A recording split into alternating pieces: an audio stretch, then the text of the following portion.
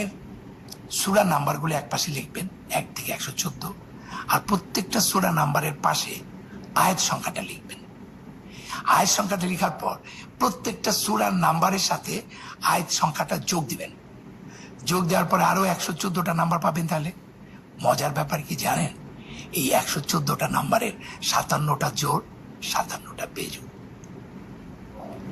শুধু তাই না, ওই জোড় সংখ্যার যোগফল যোগ করলে হয় 6236, টোটাল নাম্বার সবাস।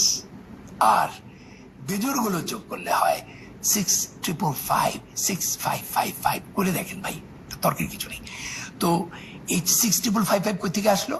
আপনি 1 থেকে 114 যে সংখ্যা সূরা আছে আপনি এগুলো যোগ করেন, 1 এর সাথে 2, 2 এর সাথে 3, 3 এর সাথে 4, 70 সাথে 71, এভাবে যোগ করে আপনি 114 পর্যন্ত যদি আসেন তাহলে সেই সংখ্যাটা হবে 6555। তাহলে জোড়াটা হচ্ছে 6236 আর বেজুরটা হচ্ছে 6455। শুধু তাই না, পৃথিবীর শ্রেষ্ঠ ম্যাথমেটিক্স কোরআনের একটি জিনিস এদিক থেকে ওদিক করার কোনো স্কোপ নাই। চ্যালেঞ্জ করছি পৃথিবীর শ্রেষ্ঠ ম্যাথমেটিশিয়ানদের, ইউ কাম টু মি। আমি তোমার সাথে ম্যাথমেটিক্যালি বুঝতে চাই যে কিভাবে একটি কোরআন এত সুন্দর ম্যাথমেটিক্যালি একটা মানুষ কি করতে পারে কিনা।